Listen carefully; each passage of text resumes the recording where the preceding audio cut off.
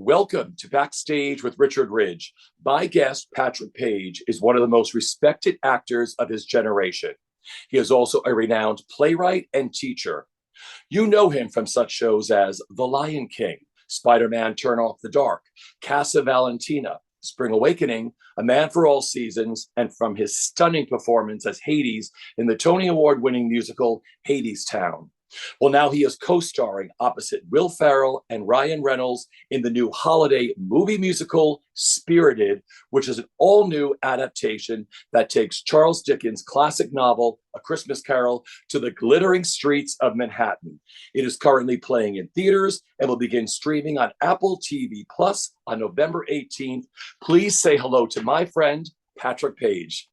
Hello. How are you, my friend? First off, how are you and where are you? I'm great. I'm home. I'm in my bedroom, and Georgie's on the bed behind me. Paige is getting ready to go out for her day, and it's lovely to see you. Now, did you have an exciting premiere the other night or a big screening of Spirited? Richie, it was like Cinderella. I was Cinderella at the ball. I said to Paige, if this never happens again, I've done one of these incredible red carpet movie premieres. It was quite remarkable. We at Alice Tully Hall, and red carpet, all of the everything you would expect from a movie premiere, and then we had this marvelous party at the Rainbow Room afterwards. So I'm flying high. Well, no one does it better than Apple TV Plus. I mean, I heard it was absolutely spectacular. I mean, first of all, congratulations on co-starring in this incredible movie. How excited are you?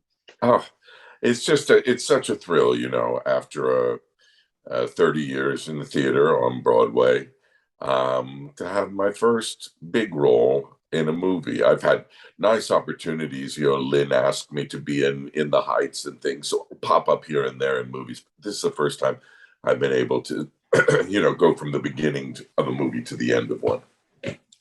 So explain this new incredible version of Spirited. Like, what's the new take on it? What can you tell us? Okay, so in terms of it being a Christmas Carol, it kind of is, but it kind of isn't. And I suppose it bears the same resemblance as when you take characters from one setting and place them in another setting. So this is 2021, 2022 Manhattan. And the conceit is that when the ghost of Jacob Marley, Christmas Present, Christmas Past, and Yet to Come, redeemed Ebenezer Scrooge in the 19th century. It was such a good idea, and it worked so well that since then, they have done it every single Christmas with a different jerk every year.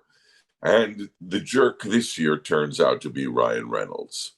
And Will Ferrell plays the ghost of Christmas Present, who is really the head of the Ghosts team. Marley is the boss, the manager, but Will Ferrell as a Christmas Present is sort of the quarterback.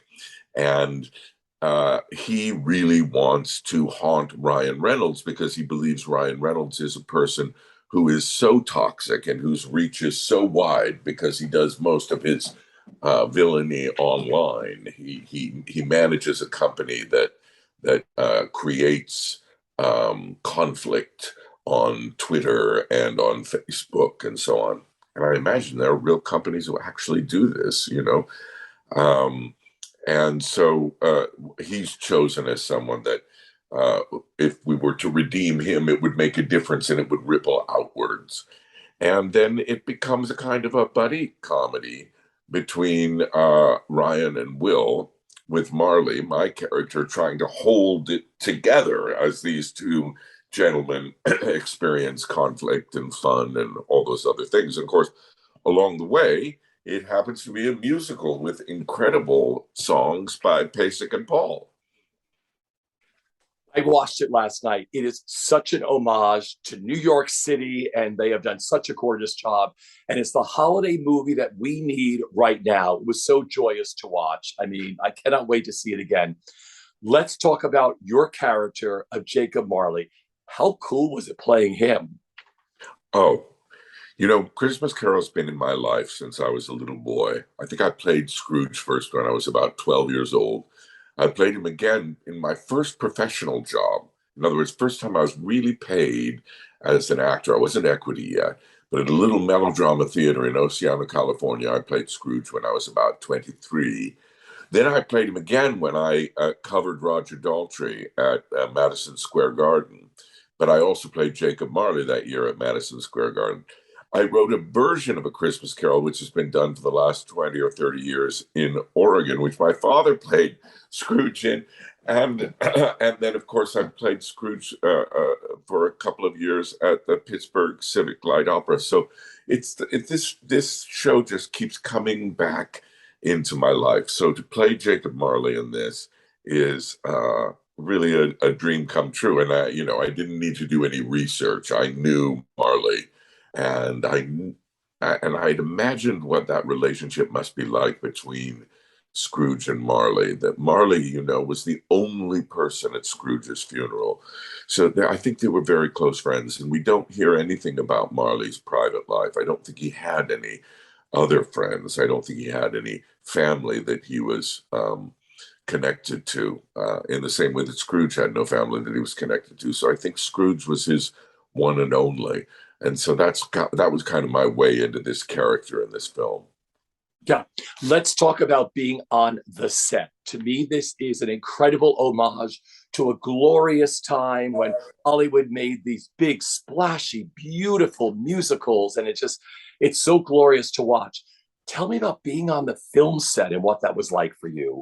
Oh, just unlike anything I had ever imagined. The size of, I'm used to being on stage in a very big Broadway show. As you know, I was sort of in the biggest one, right? I was in Spider-Man, which is a great, great, great big show. And I thought I'd never see anything bigger than that.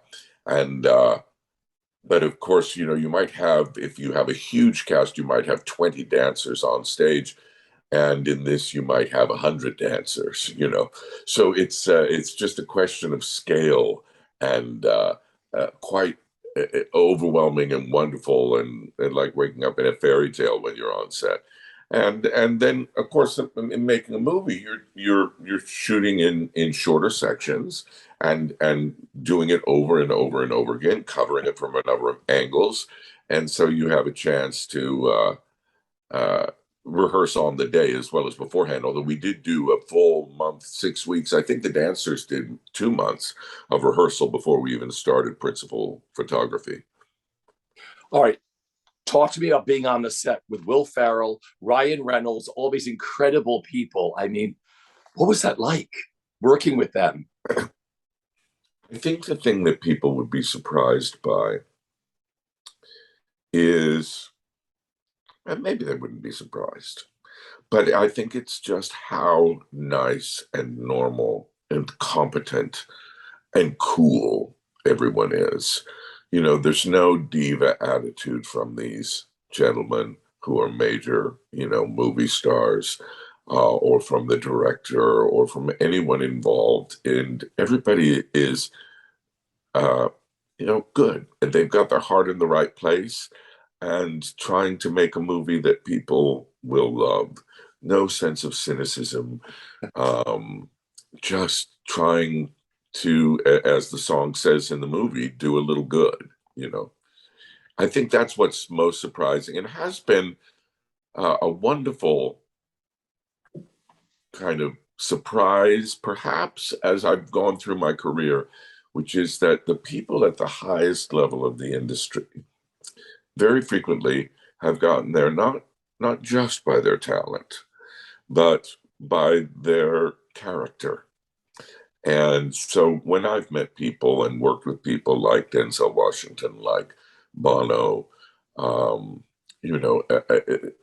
like Will Ferrell, Ryan Reynolds, they turn out to be these not just nice people, but extremely thoughtful, competent, caring people who show up, do their job, take care of the people around them.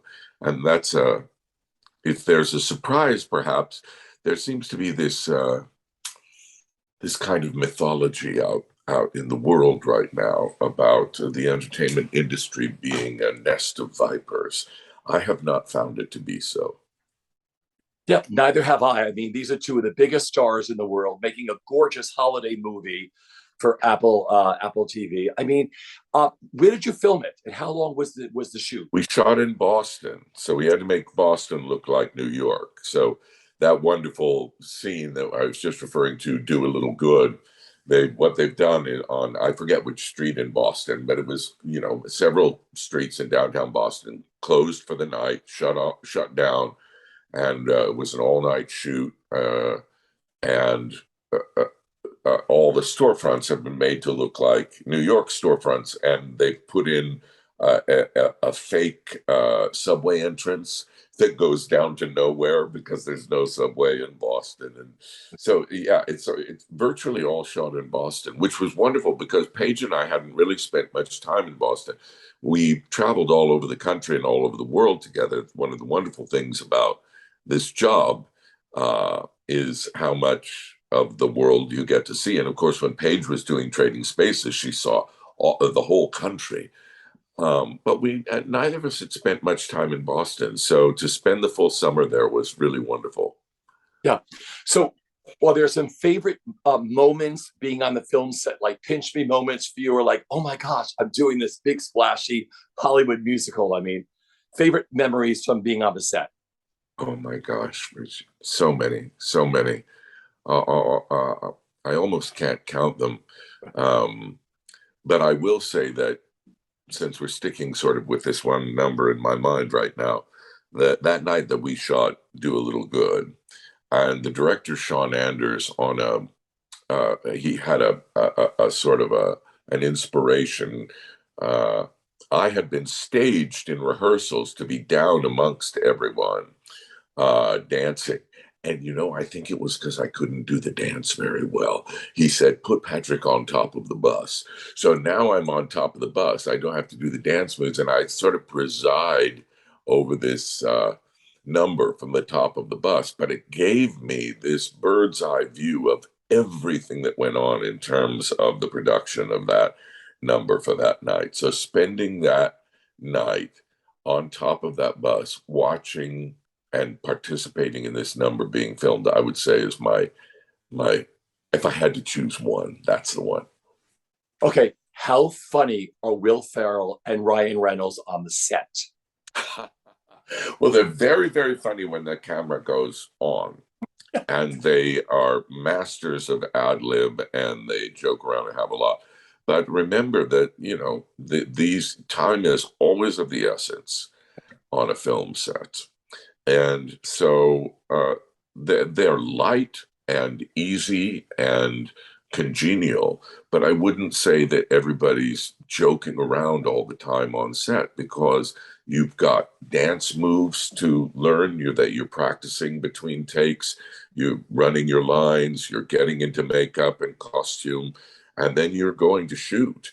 So there's not a lot of waiting around, and it's very fun and congenial. And of course, we would have lunches together, and then we would joke around a bit. But it's a serious business making a movie.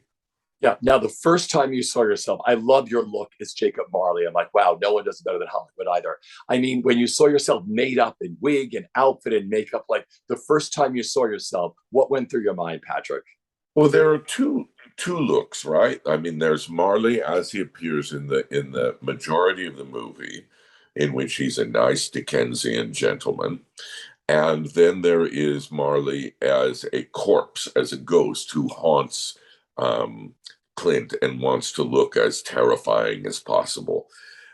There was a piece in the movie that didn't make the film actually, where you see me transform from one to the other. Um, and the movie, every movie, you shoot more than you can use, and so that isn't in the movie. But both of the looks, I was so tickled with, and of course, the what I call the mask of the character, the look of the character, is a huge and important part of. I think many actors' process, but I can speak for myself. It's a big part of my process. So I work pretty closely with the designers to create the look. So the particular look of the wig, the cut of the wig, the mutton chops, all of that, I worked with them on to get this man sort of looking the way he appeared in my mind, and I was just absolutely thrilled with the result. And then when we put on the ghost makeup, my goodness, it's a work of art in and of itself. You know, the way they sculpt these faces and apply them. It takes about 3 hours to do, and then just moves perfectly with your face. And as you know, like from something like Spider-Man or The Grinch, I love mask work. I think that the more, and when you have that kind of mask, it can free you up. Impulses that you normally wouldn't know you had emerge through the mask. So that was thrilling. Well, the movie is brilliant. Like I said, I cannot wait to watch it again. So when you all watched it the other night, I know everybody was there. Like, what was it like sitting there with everybody watching this at this beautiful screening? Such a You ask such perfect questions, Richard. It was an experience I've never had, and so I was observing myself. You know, I was very interested in the fact that it was the first time I'd ever sat in an audience to watch myself in something I cared about. I've, of course, watched things at home on television with other people when I'm on a show as a guest shot or on the Gilded Age or whatever. But this is different to be in an audience of 800 or 900 people or whatever it was at Alice Tully Hall, and to think, "Ooh, you know, I didn't land that laugh," or "Oh, I want that," you know. And then, of course, it's done. There's nothing you can do about it. And so it's really an exercise in letting go and enjoying the tremendous gift of seeing yourself on screen. Because I love how all these actors do that. They all look at it technically and I'm like, it's such a glorious, glorious film. You are so good in this as everybody else is. Octavia Spencer. I mean, singing. I mean, Isn't it wonderful?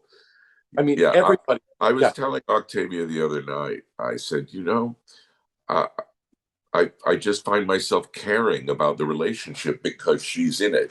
Whereas if it had been cast differently with an actress who was less dimensional, it would be very easy for that plot to go nowhere because you can only cover so much of the romantic plot when you're doing essentially a buddy comedy. And she grounds it because she has so much depth and gravitas just in her being, and you care about Will and Octavia getting together. You know, it's such a feel good movie. It's something we need so much right now. I mean, just tell me why this is such an important picture, a wonderful picture to have for the holidays now, and why it will become a classic.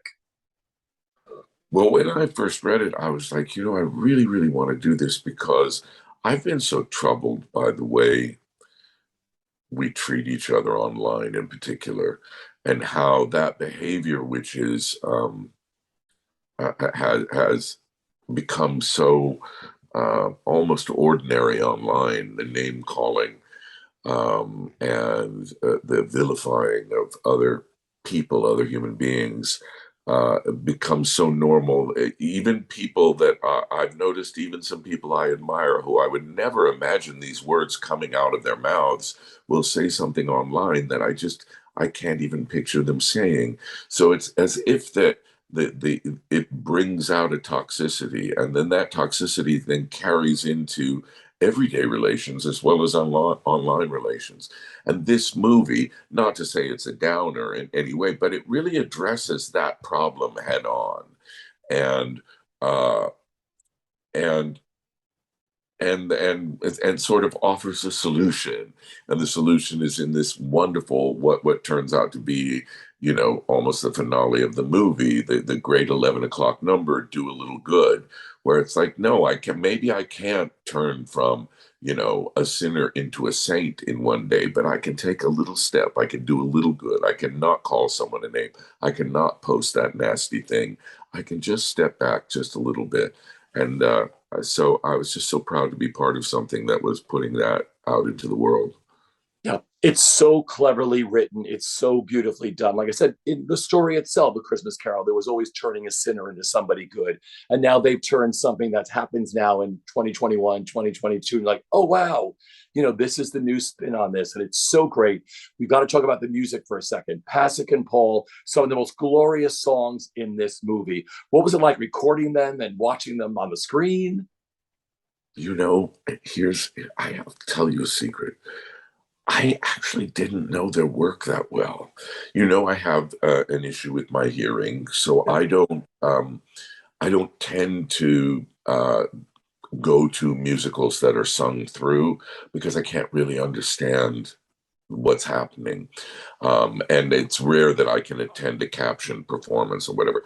So I didn't really know La La Land or Great Showman or Dear Evan Hansen. And so when I got the movie, I began listening to their stuff.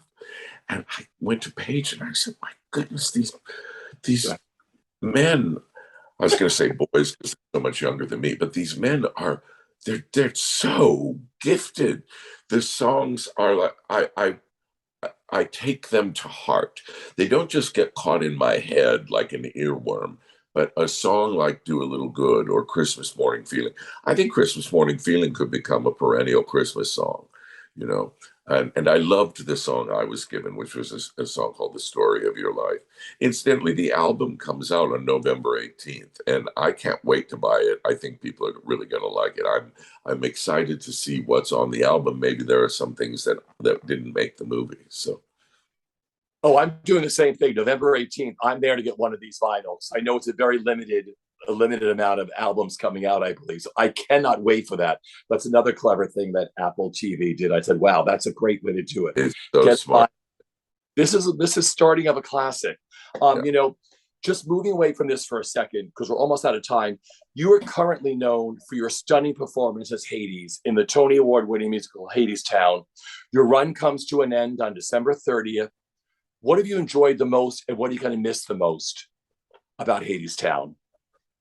Well, I've been with that show since 2015. I think I did my first lab of it. Then we did the first production in New York Theater Workshop in 2016. Uh, I remember, oh gosh, I remember it was summer. It was about to become, and the conventions were happening, the political conventions. And I sing this song, Why We Build the Wall. And Donald Trump at the time was running for the Republican nomination, but no one I knew thought that he could really win because he was so clearly a psychopathic buffoon. And and then he was campaigning on this wall thing. So the wall had this sort of cheeky pop culture reference that Anais never intended when she wrote it 10 years before. But then when he became the nominee and then became president, the song became darker and darker because it wasn't just a metaphor anymore. It was a real thing happening on the southern border. And we were walling ourselves in the way the Soviet Union had with the Iron Curtain, or North Koreans had. We were becoming one of these states that builds a wall around itself, and it was terrifying. And and so I think, and then now after the pandemic, as Trump has been voted out of office and things are beginning to calm down, the metaphorical resonance of the song starts to take precedence again over the literal. So I would say that sort of watching the audience over the course of 6 years react to that song has been one of my great takeaways. And then, of course, this wonderful company you've worked with all these years, too, the company of actors. Unbelievable. Not just actors, although that, of course, is paramount. I get to work with the most extraordinary group of performers, but creators. And I had a front row seat to watching the creation of this musical, watching it go from an album and a kind of a series of ideas to a fully fledged musical over the course of 6 years. Rachel Chavkin, Mara Isaacs, Anais Mitchell, Ken Cornelia, watching them craft this thing step by step by step, block by block, inch by inch, putting the puzzle together piece by piece. It was the kind of education that you just don't get. And I was so privileged to be have a front row seat to that. Yeah. Well, my final question is, what has made being a part of Spirited so special for you, and what you hope audiences take away from this glorious holiday musical? For me, it's a childhood dream come true, in particular, a movie musical of a Christmas Carol like material. It literally is like I dreamed it, because I would watch, Albert Finney's movie Scrooge over and over and over when I was a child. And Oliver, and imagine myself in those circumstances. And then it happened in my life, and what I hope people take away from the movie is, and I don't know, take away, but what I hope they experience is just joy. I hope they sit down with people they love with a big bowl of popcorn and, something they like to drink, and just sit back and have a blast, have a ball, laugh, bop, love each other, open your presents. I think it's going to be a great holiday tradition for many, many years. See, I do too. Like I said, I watched it last night. I had a smile on my face from, left to right. I got up. I felt I was 12 inches off the floor. I cannot wait to watch it again. Well, everybody watching, once again, Patrick Page is co-starring opposite Will Ferrell, Ryan Reynolds, and Octavia Spencer in the new holiday movie musical Spirited, which is currently in theaters and will begin streaming on Apple TV Plus on November 18th. And you can catch him as Hades in the hit musical Hadestown now through December 30th. Patrick, thank you for joining me, my friend. Thank you, Richard. All right, everyone, stay well, and we'll see you at the theater. Take care, everyone. Bye-bye. I'm your ghost of Christmas present. We're bringing back Christmas. Like a Christmas Carol? On a bitter, cold Christmas Eve, one dark soul is selected for redemption by the ghosts of Christmas past, present, and yet to come. A tradition that continues to this very night. Like a Christmas Carol? Yes, if you would just let me get this out. Sit. So out of all the people on the planet, murderers, people who do gender reveal parties, I'm the guy you're gonna haunt. You know what? Forget it. I told you, the guy is a level 20 pain in the dickens. Come on, I can take this guy. I'm your ghost of Christmas present. La la la la! I'm not watching your dramatic re-encrapment. Hey, I'm haunting you. You can't just run away from me when I'm haunting you. Hello? We're bringing back Christmas. I believe he can be a positive force for mankind. And he's got his hands all over everything. Yeah, I wish. Maud, are you texting HR? No. People don't change. We got a runner! That's just fun to watch. I'm here to change him to being a more positive force for humanity. Clint. Yeah. You Photoshop yourself into these pictures of my executive VP? I don't think so. Oh, you want that. What I want is for you to shut up and let me do my job. Is there a ghost of Christmas Grumpy? Because you could do that job.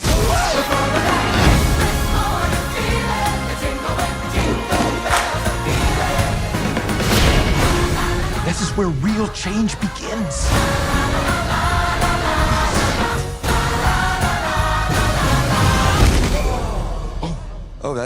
Oh, he's dead. Yeah, he's definitely... No, he's fine. He's good. Well, Wow. none of it's Squirrely. real anyway.